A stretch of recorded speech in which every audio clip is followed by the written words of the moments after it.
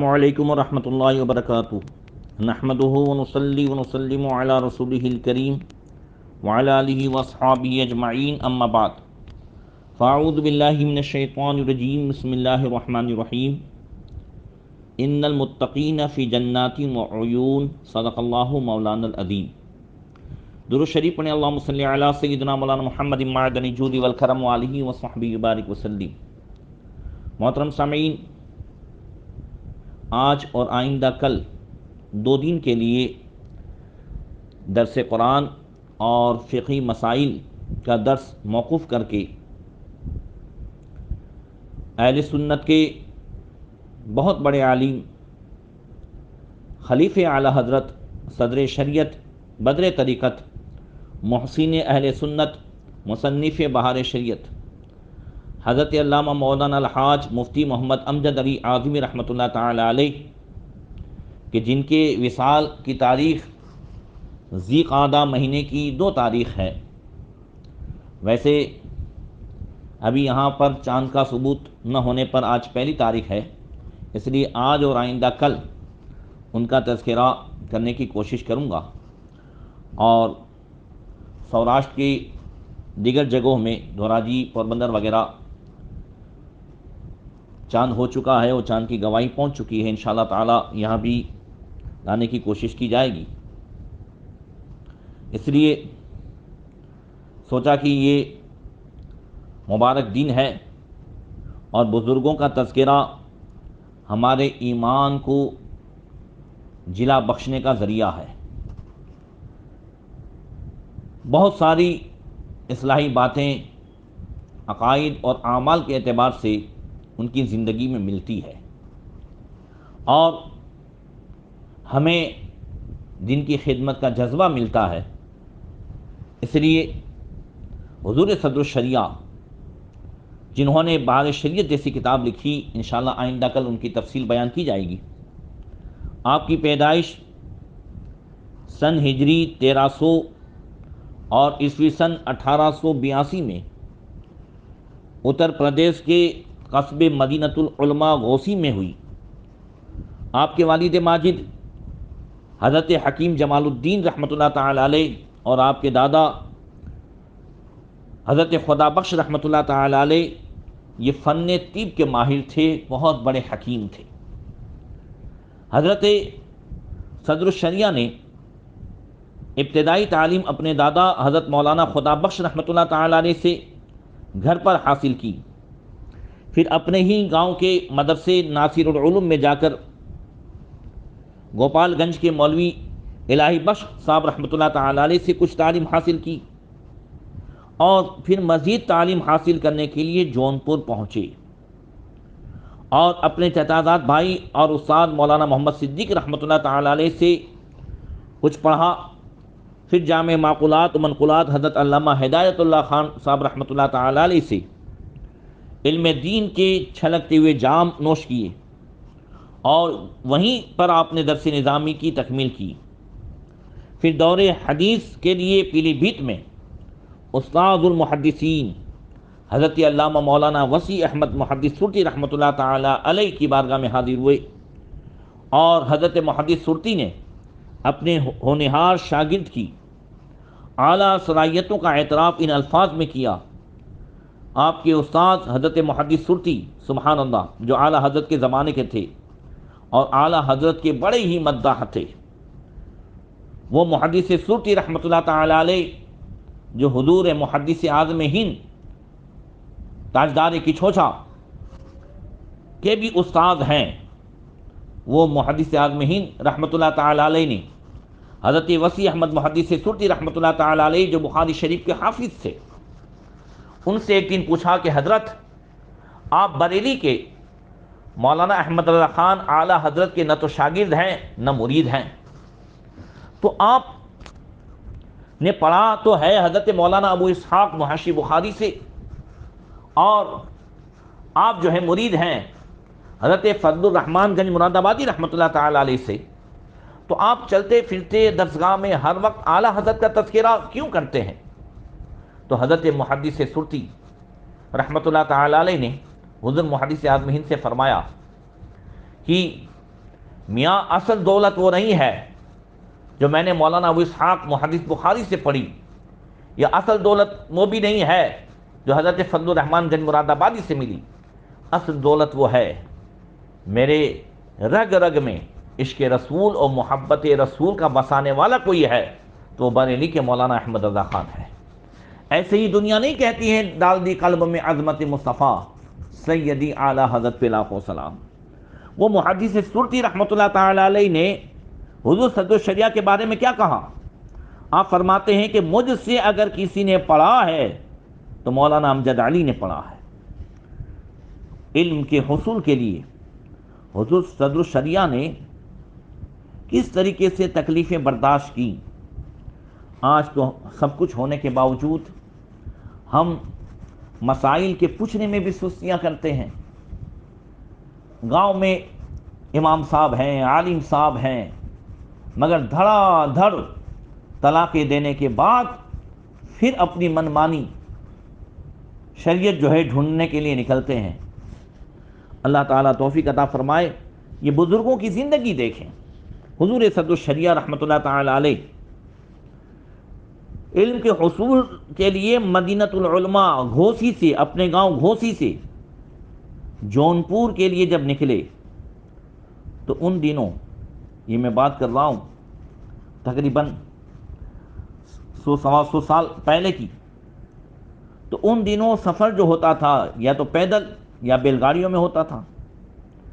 چنانچہ حضور صدر الشریعہ نے گھوسی سے پیدل سفر کر کے اعظم گڑھ تک سفر کیا، پیدل چلے اعظم گڑھ تک، اور پھر وہاں سے اونٹ گاڑی پر سوار ہو کر جونپور پہنچے۔ حضور صدر الشریعہ رحمۃ اللہ تعالی علیہ کو اللہ تبارک و تعالیٰ نے بہت ساری خوبیاں عطا فرمائی تھی۔ ان میں سے ایک خوبی یہ تھی کہ آپ کا حافظہ جو ہے بہت مضبوط تھا۔ حافظے کی قوت، یاد شکتی کی جو قوت تھی، اور اسی کے ساتھ ساتھ آپ کی ذہانت اور آپ کی محنت اور آپ کا شوق یہ اس قدر تھا کہ آپ تمام طالب علموں میں سب سے اول نمبر پہ ہمیشہ مانے جاتے تھے اور ہمیشہ اول نمبر پاتے تھے۔ ایک مرتبہ کتاب جب آپ دیکھتے یا سنتے تو برسوں تک وہ یاد رہتی تھی، اور جب 3 مرتبہ کسی عبارت کو پڑھ لیتے تو ہمیشہ کے لیے یاد ہو جاتی۔ آپ خود فرماتے ہیں کہ ایک مرتبہ میں نے ارادہ کیا، فن نحو کی کتاب ہے کافیہ، جو بڑی مشکل سمجھی جاتی ہے کافیہ۔ اب تو خیر لوگوں میں اتنا شوق نہیں رہ گیا۔ جس زمانے میں میں پوربندر دارالعلوم غوث اعظم میں پڑھاتا تھا، کافیہ اکثر پڑھائی، تو اس کی ایک لائن الکلمۃ لفظ وضیع لمعنی مفرد، وہ ایک لائن میں کبھی کبھی جو ہے 5-6 دن نکل جاتے تھے، اتنی گہرائی سے پڑھائی جاتی تھی۔ تو حضور صدر الشریعہ کے دل میں آیا کہ کافیہ کی عبارت زبانی یاد کی جائے، پوری کافیہ کتاب عربی میں تو فائدہ ہوگا۔ تو پوری کتاب آپ نے صرف ایک دن میں یاد کر لی، اور اس کے بعد حضرت صدر الشریعہ رحمۃ اللہ تعالی علیہ جب فارغ ہو گئے تو حضور محدث سرتی رحمۃ اللہ تعالی علیہ جو مدرسہ اہل سنت یہ پٹنہ بہار میں ایک ممتاز درسگاہ تھی، جہاں پر بڑی بڑی شخصیتوں نے درس دیا تھا۔ حضور محدث سرتی رحمۃ اللہ تعالی علیہ بھی وہاں برسوں شیخ الحدیث کے منصب پر فائز رہ چکے تھے۔ تو وہاں کے متولی اور مدرسے کے جو ہے بانی حضرت قاضی عبدالوحید مرحوم کی درخواست پر حضرت محدث سرتی نے مدرسے اہل سنت پٹنہ کے صدر مدرس پرنسپال کی حیثیت سے حضور صدر الشریعہ کو بھیجا۔ حضور صدر الشریعہ اپنے استاد کی دعاؤں کے سائے میں پٹنہ پہنچے، اور پہلے ہی سبق میں علم کے وہ دریا بہائے کہ علماء طلباء اش اش کر اٹھے۔ قاضی عبدالوحید صاحب رحمۃ اللہ تعالی علیہ جو خود بھی ایک عالم تھے، صدر الشریعہ کی علمی وجاہت سے متاثر ہو کر مدرسے کے تعلیمی امور آپ نے سب ان کے سپرد کر دیے۔ کچھ عرصے کے بعد حضرت قاضی عبدالوحید جو مدرسہ اہل سنت کے بانی تھے وہ بیمار ہو گئے۔ قاضی صاحب ایک نہایت دیندار اور دین پرور رئیس تھے، علم دین سے آراستہ ہونے کے ساتھ ساتھ انگریزی تعلیم میں اس زمانے میں BA کیا تھا۔ ان کے والد انہیں بیرسٹری کے امتحان کے لیے لندن بھیجنا چاہتے تھے، لیکن قاضی صاحب کے وہ دینی جذبات نے یورپ کے ملحدانہ گزرے ماحول کو سخت ناپسند کیا، چنانچہ آپ نے اس سفر سے انکار کر دیا اور ساری زندگی خدمت دین ہی کو اپنا شعار بنایا۔ اور ان کی جو پرہیزگاری اور ان کی جو دینداری تھی، سرکار اعلی حضرت امام اہل سنت امام احمد رضا خان محدث بریلوی رضی اللہ تعالی عنہ اور حضرت محدث سرتی جیسے مصروف بزرگان دین قاضی صاحب کی بیمار پرسی کے لیے کہاں بریلی سے اور پیلی بھیت سے پٹنہ تشریف لائے، بہار۔ اس موقع پر حضور صدر الشریعہ نے پہلی بار سرکار اعلی حضرت کی زیارت کی۔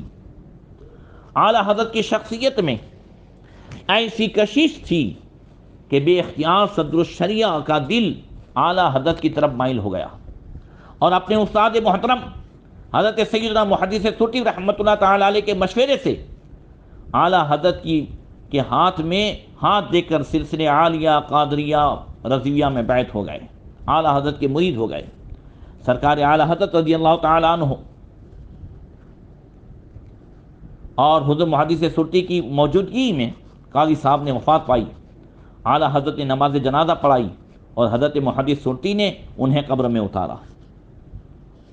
قاضی صاحب کے انتقال کے بعد مدرسے کا انتظام جن لوگوں کے ہاتھ میں آیا، ان کے نامناسب اقدامات کی وجہ سے صدر الشریعہ دل برداشتہ ہو گئے، اور جب سالانہ چھٹی ہوئی تو اپنے گھر پہنچنے کے بعد انہوں نے مدرسے میں استعفیٰ بھیجوا دیا اور کتابوں کے مطالعے میں مصروف ہو گئے۔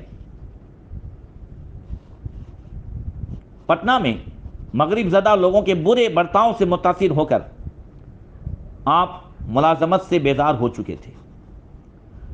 یہاں پر رک کر کے اپنے بھائیوں کی توجہ چاہوں گا کہ آج بہت سارے مساجد اور مدارس کے ارکان اور ٹرسٹیان اور دوسرے لوگوں کی بے جا دخل اندازیوں اور اسی کے ساتھ ساتھ ان کی ناقدریوں کی وجہ سے آج کئی علماء نے، اور خصوصاً تقریباً یہ 1.5 سال کے لاک ڈاؤن کی صورت میں کئی علماء نے یہ لائن چھوڑ دی، سینکڑوں علماء دنیا سے تشریف لے گئے۔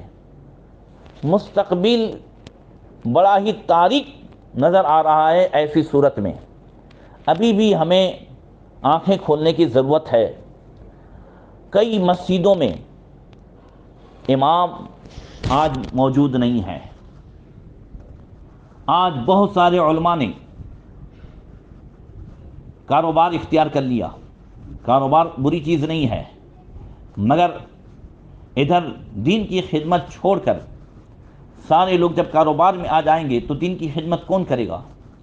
اور اس کی اصل وجہ یہ ہے کہ ہم ان کی قدر نہیں کرتے۔ 5,000 روپے، 7,000 روپے آج کی اس مہنگائی میں، آج علماء جتنے پریشان ہیں، ائمہ جتنے پریشان ہیں، ان کو رہنے کے لیے مکان نہیں ہے۔ یہ ساری چیزیں ایسی ہیں کہ اگر ابھی بھی توجہ نہیں دی تو پھر آئندہ کے جو دین ہے، مستقبل میں ایک طرف ہمارے دشمن، جو دین کے دشمن ہے، جو اسلام کے دشمن ہے، وہ مدارس پر اور مساجد پر بڑی کڑی نظر رکھے ہوئے ہیں اور مدرسے والوں کو پریشان کر رہے ہیں، مدارس اور مساجد کو ڈھا رہے ہیں، بند کر رہے ہیں۔ اور ایسی صورت میں اگر مسلمان آنکھ نہیں کھولیں گے تو دین کے اعتبار سے، تعلیم کے اعتبار سے جو اندھیرا ابھی سے جو نظر آ رہا ہے، اس لیے ایک چھوٹا بھائی سمجھ کر کے جو بھی مدارس کے مساجد کے ارکان ہیں وہ اس بات کو سیریس لیں، اور یہ بھی یاد رکھیں کہ اپنے ذہن کو وسیع کریں۔ بہت سی مسجدوں میں دیکھتا ہوں لاکھوں روپے ہیں جو ماربل میں خرچ کیے جاتے ہیں، جو فرش میں خرچ کیے جاتے ہیں، مگر امام کی تنخواہ وہی 5,000 ہے، وہی 5,500 ہے۔ لاکھوں روپے ہم رنگ و روغان میں خرچ کر ڈالتے ہیں۔ اسی طریقے سے مدرسے کی سجاوٹ، مسجد کی سجاوٹ، اور ایک سے ایک جو ہے جمر پہ اس پہ خرچ ہو رہا ہے۔ ہم اگر اچھے عالم پر خرچ نہیں کریں گے تو ہمارے بچوں کو اچھی تعلیم کہاں سے ملے گی؟ اسی وجہ سے کل بزرگان دین بھی ان سب سے عاجز ہو کر لائن چینج کر ڈالتے تھے۔ یہ دیکھیں حضور صدر الشریعہ رحمۃ اللہ تعالی علیہ نے وہاں مدرسے استعفیٰ تو بھیجوا دیا، مگر ساتھ میں بس آپ اس سے بیزار ہو چکے اور لائن ہی چینج کر دی، اور آپ نے سوچا کہ والد صاحب نے ایک دن کہا تھا کہ میراث پدر خواہی علم پدر آموز، یعنی باپ کی میراث حاصل کرنا چاہتے ہو تو باپ کا علم سیکھو۔ اور آپ کے والد بھی اچھے حکیم تھے، اور آپ کے دادا بھی، اور آپ بھی خود حکیم تھے حضور صدر الشریعہ، لہذا علم طب کا حصول کیا اور خاندانی پیشہ طبابت ہی کو آپ نے اپنا مشغلہ بنا دیا۔ چنانچہ شوال المکرم سن ہجری 1326 میں لکھنؤ جا کر 2 سال میں علم طب کا حصول کیا، اور اس کے بعد وطن آ گئے۔ آپ نے دواخانہ کھول دیا۔ ادھر جمادی الاولیٰ میں سن ہجری 1329 میں جب آپ کسی کام سے لکھنؤ تشریف لے گئے اور وہاں سے اپنے استاد محترم حضرت محدث سرتی رحمۃ اللہ تعالی علیہ کی خدمت میں پیلی بھیت حاضر ہوئے، حضرت محدث سرتی کو جب معلوم ہوا کہ ان کا ہونہار شاگرد یہ پڑھانے کو چھوڑ کر دواخانے میں مشغول ہو گئے ہیں تو انہیں بے حد افسوس ہوا۔ چونکہ صدر الشریعہ کا ارادہ بری شریف حاضر ہونے کا تھا، چنانچہ بری شریف جاتے وقت محدث سرتی نے ایک خط اس مضمون کا اعلیٰ حضرت کی خدمت میں تحریر فرمایا کہ جس طرح ممکن ہو آپ ان کو یعنی صدر الشریعہ کو دین کی خدمت اور علم دین کی طرف متوجہ کریں۔ اب دیکھیں اعلیٰ حضرت نے کس طریقے سے متوجہ کیا ہے۔ جب اعلیٰ حضرت کے در دولت پر حاضری ہوئی تو اعلیٰ حضرت نہایت لطف و کرم سے پیش آئے اور ارشاد فرمایا، مولانا آپ یہیں قیام کیجئے اور جب تک میں نہ کہوں واپس نہ جائیے، اور دل لگا کر کچھ تحریری کام وغیرہ جو ہے وہ سپرد فرما دیا۔ تقریباً 2 مہینے بنی شریف میں آپ ٹھہرے رہے اور اعلیٰ حضرت کی صحبت میں علمی استفادہ کرتے رہے۔ کچھ دینی مذاکرہ بھی چلتا رہا۔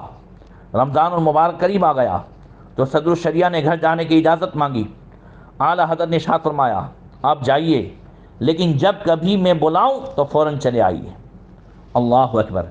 دیکھیں کہ اعلیٰ حضرت کس طریقے سے انہیں علم طب سے پھر علم دین کی طرف کس طریقے سے موڑ رہے ہیں۔ اللہ اکبر!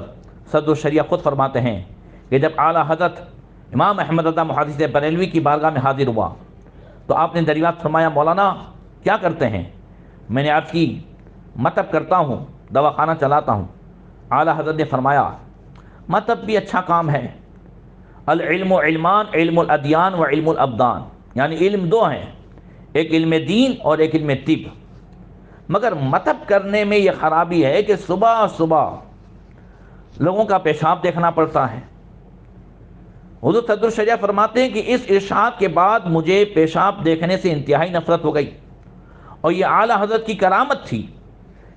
صدر الشریعہ فرماتے ہیں کہ اس لیے کہ میں بیماروں کی جو تشخیص کرتا تھا وہ ان کا پیشاب دیکھ کر کے ہی کرتا تھا، اور جب اعلیٰ حضرت نے یہ کہا تو مجھے مریضوں کے پیشاب دیکھنے سے نفرت آ گئی۔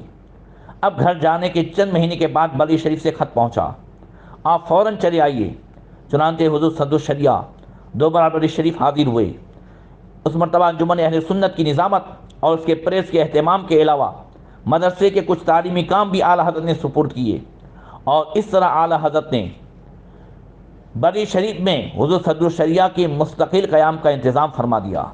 اس طرح صدر الشریعہ 18 سال اعلیٰ حضرت کی صحبت بابرکات میں ٹھہرے اور اعلیٰ حضرت کی صحبت اٹھائی۔ سبحان اللہ۔ اسی کے ساتھ ساتھ پھر آپ کی اور کیا خدمات تھی، آپ ہی کی خدمت کی وجہ سے کنز الایمان جیسا ترجمہ ملا، بار شریعت جیسی ہمیں ایسی عالم بنانے والی کتاب ملی۔ انشاءاللہ آئندہ کل اس پر گفتگو کروں گا۔ السلام علیکم ورحمۃ اللہ وبرکاتہ۔